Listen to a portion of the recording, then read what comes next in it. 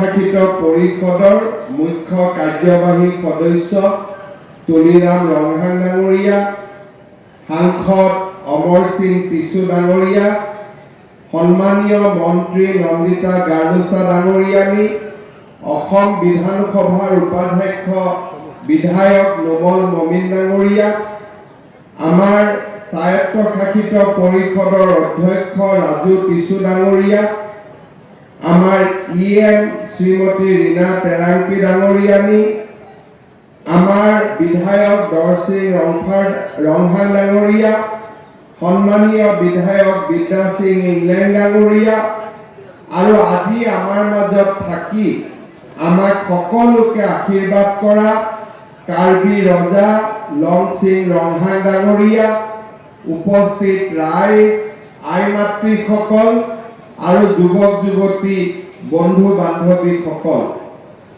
আজি আমি ইয়াতে বিভিন্ন আঁচনিৰ শুভাৰম্ভণি কৰিবলৈ সমবেত হৈছোঁ। কাৰ্বি আংলঙত যোৱা কেইবাটাও বছৰত অভূতপূৰ্ব বিকাশ হৈছে। কাৰ্বি পাহাৰ আজি উন্নয়নৰ এক নতুন দিগন্তলৈ গতি কৰিছে।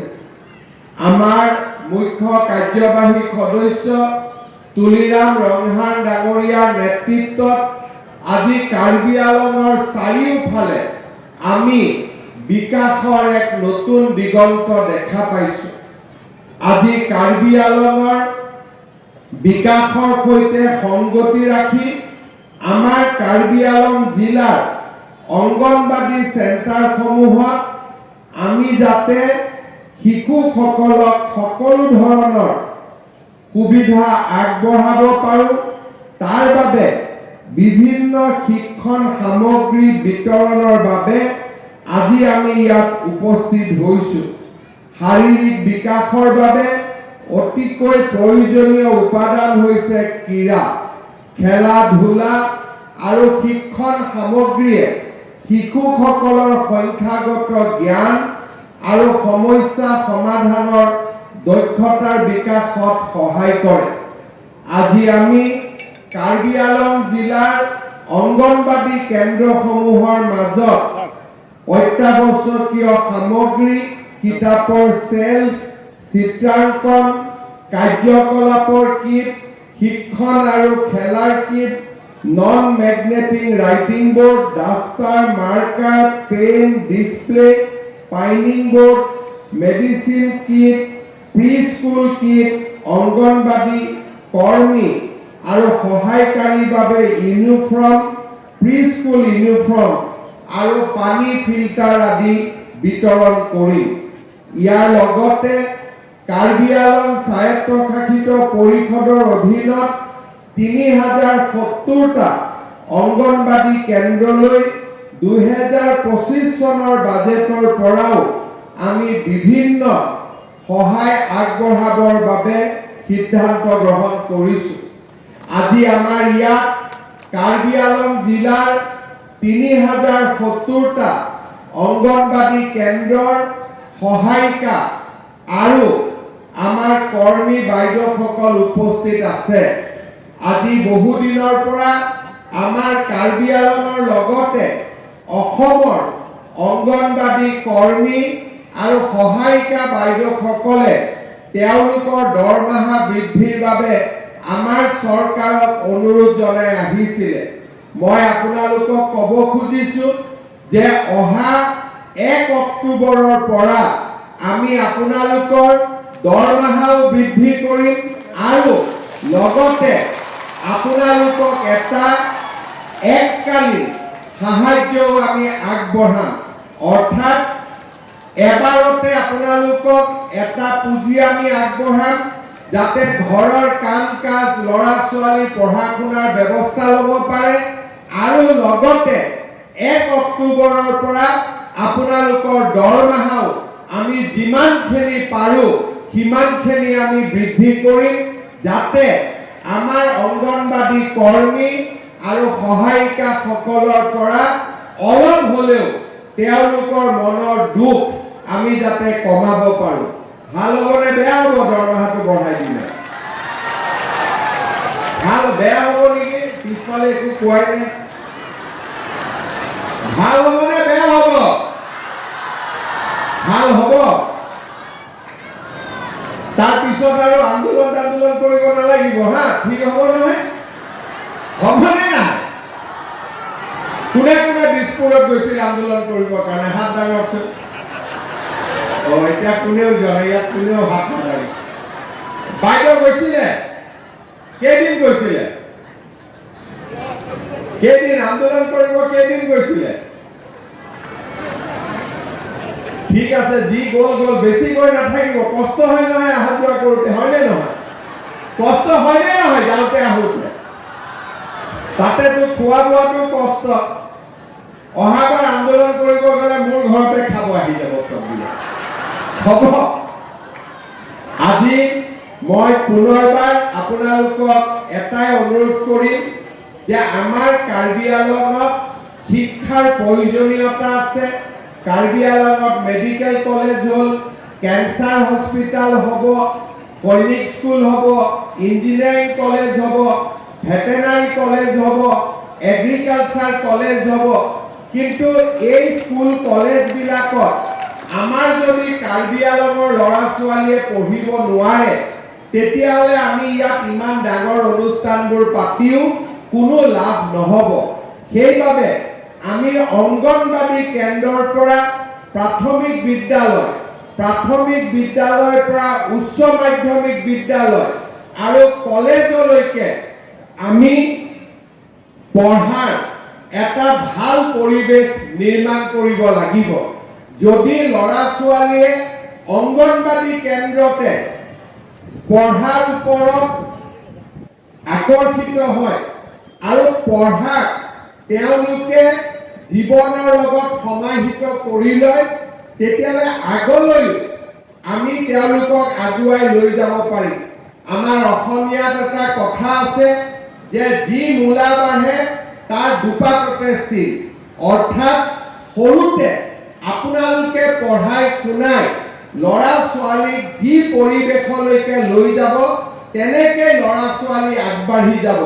সেইকাৰণে মই অংগনবাদী কৰ্মী আৰু সহায়িকা বাইদেউসকলক ল'ৰা ছোৱালীৰ পুষ্টি সাধন, যাতে ৱেট মেজাৰমেণ্টৰ পৰা গোটেই কামবোৰ আমি কৰিব পাৰোঁ, চৰকাৰৰ পৰা অহা খাদ্যদ্ৰব্য ল'ৰা ছোৱালীৰ মাজত সুন্দৰ কৰি বিতৰণ আৰু ল'ৰা ছোৱালীক লাহে লাহে পঢ়া শুনাৰ কাৰণে আগবঢ়াই লৈ যোৱাৰ যিটো প্ৰথম অভিজ্ঞতা, সেই দিশতো মই কাম কৰিবৰ বাবে আমাৰ অংগনবাদী বাইদেউ আৰু সহায়িকা বাইদেউসকলক মই অনুৰোধ জনাম। শ্ৰদ্ধা ৰাইজ, আজি এই সভালৈ অহাৰ আগতে আমি কাৰ্বি আংলঙৰ বিশেষকৈ ডিফুৰ বাবে কেইবাটাও নতুন পথৰ আমি শুভ উদ্বোধন কৰিছোঁ। 108 কোটি টকাৰে নিৰ্মাণ হোৱা এই আঁচনিসমূহে আমাৰ ডিফু চহৰক বহুখিনি আগুৱাই লৈ যাবলৈ সক্ষম হ'ব।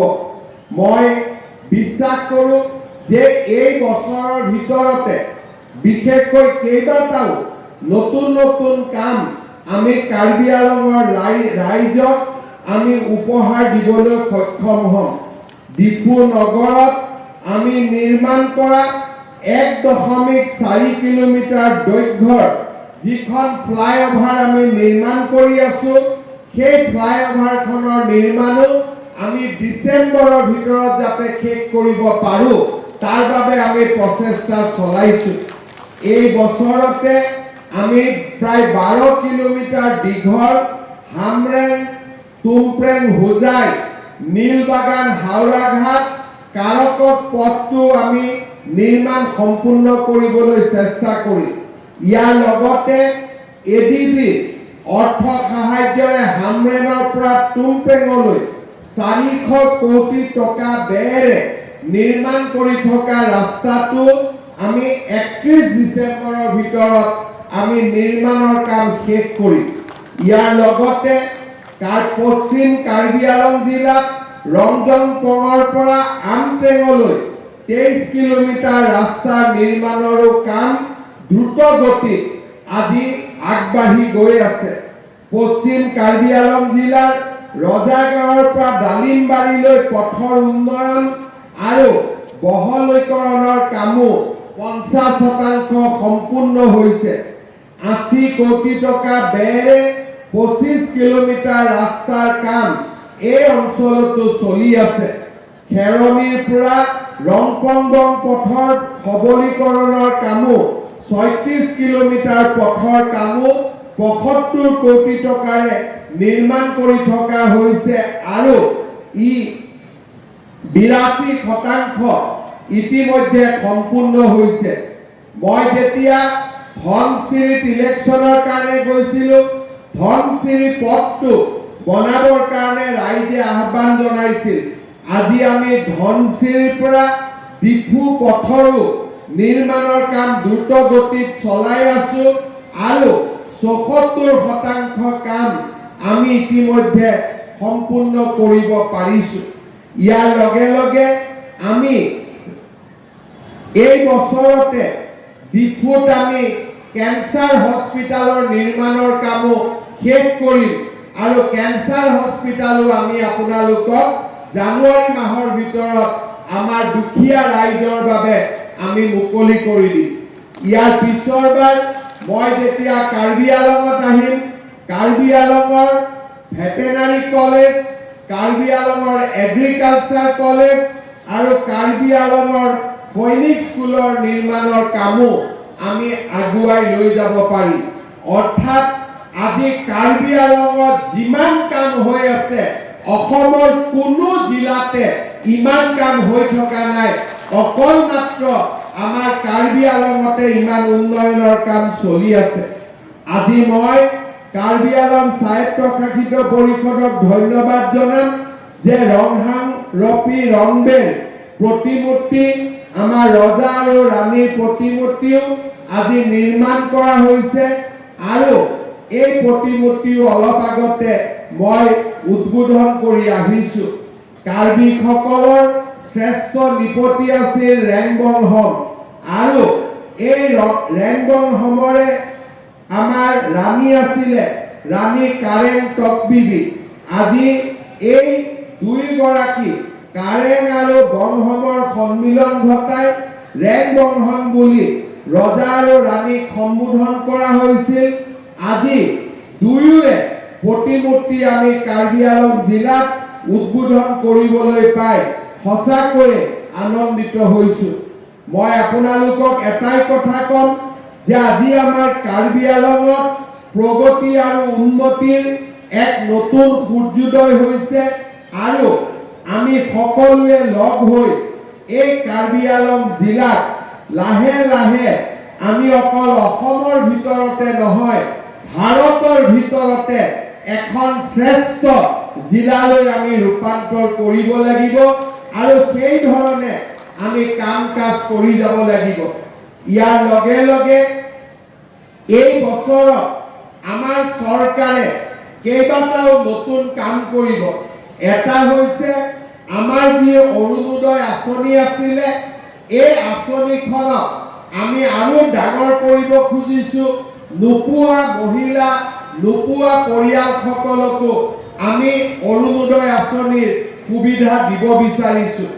এইবাৰ আমি প্ৰধানমন্ত্ৰী আৱাস যোজনাৰ জিঅ' টেগিঙতো কোনো দুৰ্নীতি নোহোৱাকৈ সকলোৰে ঘৰ যাতে জিঅ' টেগিং হ'ব পাৰে তাৰ কাৰণেও আমি ব্যৱস্থা লৈছো। অহা 2 মাহৰ ভিতৰত আমাৰ আত্মসহায়ক গোটৰ বাইদেউসকলকো আমি 10,000 টকা দিবৰ বাবে কাৰ্বি আংলঙলৈ মই নিজে আহি এই টকা আপোনালোকৰ ওচৰত বিতৰণ কৰিম। ইতিমধ্যে আমি বিহালী সমষ্টিত এই টকা বিতৰণ কৰি এই আঁচনিটোৰ শুভ উদ্বোধন কৰিছো। পঞ্চায়ত ইলেকশ্যন অসমত শেষ হৈ যোৱাৰ লগে লগে আমি এই আঁচনিৰ টকা অসমৰ সকলো আত্মসহায়ক গোটৰ সদস্যক আমি দিয়াৰ ব্যৱস্থা কৰিম। ইয়াৰ লগে লগে এইবাৰ আমি আৰু এটা ভাল আঁচনি লৈছো। ইমান দিনে ৰেচনৰ দোকানত আমি মাত্ৰ বিনামূলীয়াকৈ চাউল পাইছিলো। এইবাৰৰ পৰা 1 অক্টোবৰৰ পৰা ৰেচনৰ দোকানত আপোনালোকক আমি দালি দিম বজাৰতকৈ 25 টকা কম দামত। আমি আপোনালোকক চেনি দিম বজাৰতকৈ 25 টকা কম দামত। আৰু আমি আপোনালোকক নিমখ দিম বজাৰতকৈ 10 টকা কম দামত। তাৰ মানে এতিয়া ৰেচন কাৰ্ডত আমি চাউলো পাম, আমি ৰেচন কাৰ্ডত দালিও পাম, আমি ৰেচন কাৰ্ডত নিমখো পাম, আমি ৰেচন কাৰ্ডত চেনিও পাম। ইমানবিলাক আঁচনি আমাৰ চৰকাৰে হাতত লৈছে। আৰু মই চিন্তা কৰি আছো যে অলপ যদি টকা পইচা যোগাৰ কৰিব পাৰো তেতিয়াহ'লে আমাৰ দুখীয়া মানুহৰ গেছৰ চিলিণ্ডাৰৰ দামো মই কমাই দিবৰ বাবে চেষ্টা কৰিম। তাৰ কাৰণেও মই ইতিমধ্যে ব্যৱস্থা লাহে লাহে হাতত লৈ আছো। এইবাৰ আমি আৰু এটা কথা চিন্তা কৰিছো যে আমাৰ যিবিলাক ল'ৰা ছোৱালীয়ে মেট্ৰিক পৰীক্ষা দিয়ে, বছৰত আমাৰ ল'ৰা ছোৱালীয়ে মেট্ৰিক পৰীক্ষা দিয়ে। মেট্ৰিকৰ আগত ল'ৰা ছোৱালীয়ে নোট কিনিব লাগে, কিতাপ কিনিব লাগে, কলম পেপাৰ পাঠ্যপুথি কিনিব লাগে। দুখীয়া মানুহে এইবিলাক কৰোঁতে বহুখিনি টকা পইচা যায়। এইবাৰ মই চিন্তা কৰিছো যে যিমান ল'ৰা ছোৱালীয়ে মেট্ৰিক দিব প্ৰত্যেকটো মেট্ৰিকৰ কেণ্ডিডেটক মই মাহত 300 টকাকৈ দিম, যাতে তেওঁলোকে মেট্ৰিকৰ কাৰণে নিজক প্ৰস্তুত কৰিব পাৰে। আৰু এটা আমি আঁচনি লৈছো যে আমাৰ যিমান ল'ৰাই ডিগ্ৰী পাছ কৰিব, এই ডিগ্ৰী পাছ কৰা ল'ৰাবিলাকে 1 বছৰত তেওঁলোকে চাকৰি বাকৰি বিচাৰি ঘূৰি ফুৰিব লাগে, ইণ্টাৰভিউ দিব লাগে। গতিকে যিমান ল'ৰা ছোৱালীয়ে ডিগ্ৰী পাছ কৰিব সকলোকে 1 বছৰৰ বাবে 2,500 টকাৰ এটা স্কলাৰশ্বিপ প্ৰত্যেক মাহত দিবৰ বাবে আমাৰ চৰকাৰে সিদ্ধান্ত গ্ৰহণ কৰিছে। অৰ্থাৎ দুখীয়া মানুহক ইমান সহায় আগতে কোনো চৰকাৰে কৰা নাছিলে। আমি আপোনালোকৰ কাৰণে কামবিলাক হাতত লৈছো আৰু আমি কাম কৰি গৈ থাকিম। পুনৰ এবাৰ কাৰ্বি আংলং স্বায়ত্তশাসিত পৰিষদক অংগনবাদী কেন্দ্ৰ শিক্ষণ সামগ্ৰী যোগান ধৰাৰ বাবে, সুন্দৰ আঁচনি লোৱাৰ বাবে পুনৰ এবাৰ ধন্যবাদ জনাই আপোনালোকক আকৌ এবাৰ মোৰ কাৰ্ডম জনাই মই মোৰ চমু বক্তব্যৰ সামৰণি মাৰিছো। ধন্যবাদ। জয় হিন্দ, বন্দে মাতৰম।